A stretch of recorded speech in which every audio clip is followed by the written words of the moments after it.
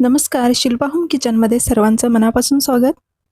आज मी तुमच्याबरोबर शेअर करणार आहे अगदी चमचमीत आणि चविष्ट अशी भरली वांगी कशी बनवायची आणि ते सुद्धा अगदी झटपट कुकरमध्ये. अगदी 5 ते 10 मिनिटामध्ये तुम्ही ही भरली वांगी कुकरमध्ये बनवू शकता. चला तर मग सुरुवात करूया. तर भरली वांगी बनवण्यासाठी इथे मी 6 मध्यम आकाराची वांगी घेतलेली आहेत. ही वांगी स्वच्छ धुवून घेतले आणि आता या वांग्यांची देठं काढून घ्यायची आणि मध्ये 2 कट द्यायचे म्हणजे मसाला व्यवस्थित भरता येईल. तर आता मी ही वांगी सगळी तयार करून घेते. अगदी झटपट तयार होतात. 5 ते 10 मिनिटं तुम्ही कुकरमध्ये ही वाफवून छान अशी भरली वांगी तयार करू शकता. नक्की ट्राय करून बघा या पद्धतीने. देठ काढून झालं की अशा पद्धतीने 2 कट करून घ्यायचे म्हणजे त्यामध्ये मसाला व्यवस्थित भरला जातो. तर सारख्याच पद्धतीने मी सगळी वांगी तयार करून घेते आणि जी तयार केलेली वांगी आहेत ती पाण्यामध्ये ठेवायची म्हणजे काळी पडणार नाहीत. आणि त्यानंतर आपल्याला लागणारा मसाला तो सुद्धा आपण तयार करून घेणार आहोत.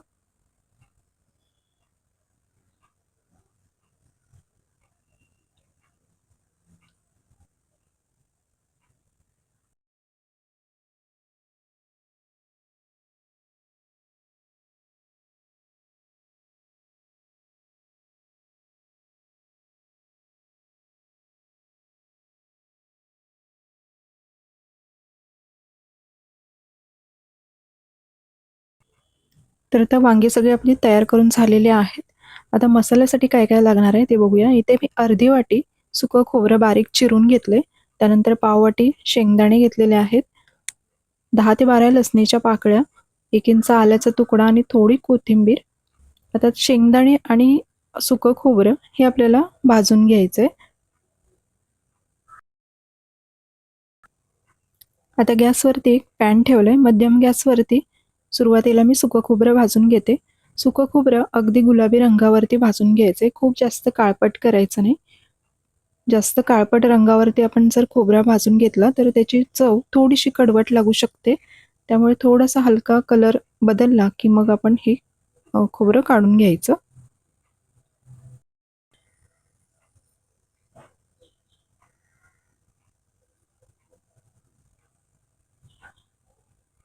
साधारण 3 ते 4 मिनिटं लागतात खोबरं भाजण्यासाठी.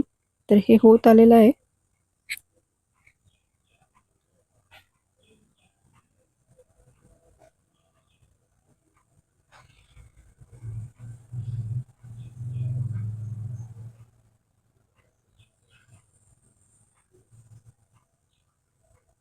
आता हे मी प्लेटमध्ये काढून घेतलेलं आहे.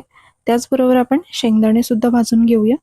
ते सुद्धा मध्यम गॅसवरती छान खरपूस असे भाजून घ्यायचे.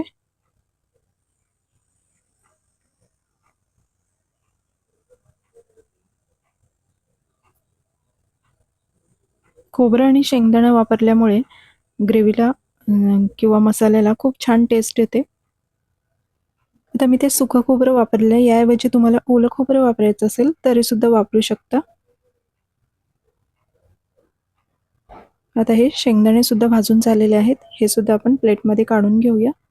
आता इथे मी 1 चमचा तीळ घेतलेले आहेत आणि गॅस बंद केले. कारण हे पॅन गरमच आहे. तर गरम पॅनवरती आपण ते 1 चमचा तीळ घालून अगदी 2 मिनिटं छान असे परतून घ्यायचे. कारण तीळ भाजायला जास्त वेळ लागत नाही.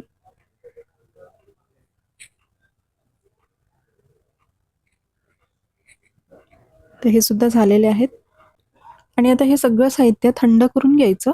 मग मिक्सरच्या भांड्यामध्ये काढून हे बारीक असं वाटून घ्यायचं आहे. तर मी आता हे सगळं साहित्य मिक्सरच्या भांड्यामध्ये काढून घेतलं आणि सुरुवातीला पाणी न टाकताच फिरवून घ्यायचं 2 ते 3 वेळा आणि नंतर मग जेव्हा गरज लागली तर थोडंसं पाणी टाकून आपल्याला हे बारीक वाटून घ्यायचं आहे. आता यामध्येच काही मसालेसुद्धा ॲड करून घेऊया.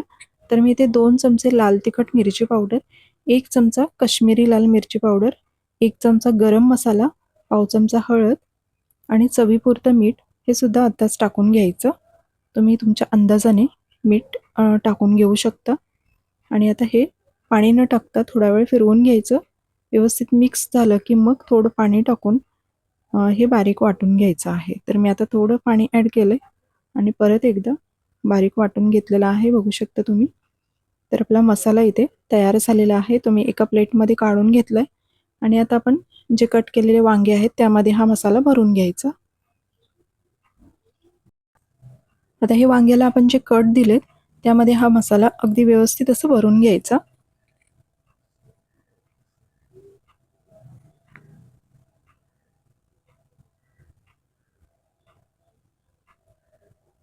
तर आता मी हा एक वांगा तयार करून घेतलेला आहे. सारख्याच पद्धतीने बाकीचे सगळे वांग्यांमध्ये मी हे मसाला असं भरून घेते.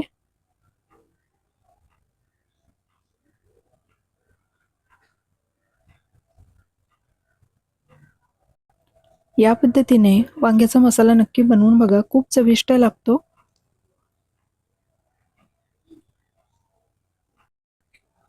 आणि तुम्ही कधी या पद्धतीने भरली वांगी कुकरमध्ये बनवली आहे का? नक्की कमेंट्स करून सांगा.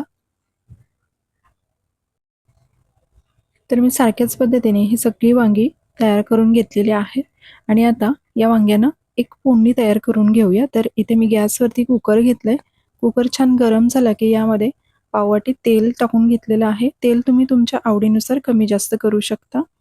आता यामध्ये अर्धा चमचा जिरं, अर्धा चमचा मोहरी, थोडंसं हिंग हे तेलामध्ये सर्व टाकून घ्यायचं.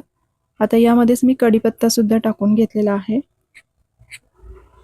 आणि आता ही फोडणी आपली तयार झालेली आहे. आता यामध्ये जे आपण भरून घेतलेली वांगी आहेत ती एक एक व्यवस्थित असं तेलामध्ये ठेवून द्यायची.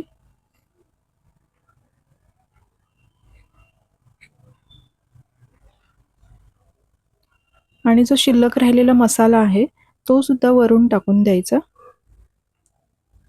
त्याच्यामुळेच आपली जी ग्रेव्ही आणि मस्त रसरशीत अशी वांगी तयार होतात. तर मी हा सगळा उरलेला मसाला तो सुद्धा वरून टाकून घेतला. आता वांगी व्यवस्थित शिजण्यासाठी इथे मी अर्धी वाटी पाणी टाकून घेतले आणि आता कुकरचं झाकण लावून घ्यायचं आणि मध्यम गॅसवरती इथे मी कुकरच्या 3 शिट्ट्या करून घेतलेल्या आहेत. तर 3 शिट्ट्यांमध्ये वांगी व्यवस्थित शिजलेली आहेत आणि आतली ग्रेव्ही सुद्धा छान अशी तयार झालेली आहे, बघू शकता तुम्ही. आणि अगदी 5 ते 6 मिनिटं लागतात, त्यापेक्षा जास्त वेळ लागत नाही. तर अगदी झटपट ही वांगी आपली तयार झालेली आहेत. तुम्ही सुद्धा नक्की ट्राय करून बघा. आणि मी एक दाखवते तुम्हाला वांगं अगदी व्यवस्थित मऊ असं शिजलेलं आहे. तर आजची रेसिपी तुम्हाला कशी वाटली हे कमेंट्समध्ये नक्की सांगा. रेसिपी आवडली तर व्हिडिओला एक लाईक नक्की करा. चॅनल अजून सबस्क्राईब केले नसेल तर लगेचच चॅनलला सबस्क्राईब करा अशा छान छान रेसिपी पाहण्यासाठी. आणि तयार झालेले आहेत आपले भरली वांगी. तुम्ही सुद्धा नक्की ट्राय करून बघा. पुन्हा भेटू अशाच एका नवीन रेसिपीसोबत. थँक्यू.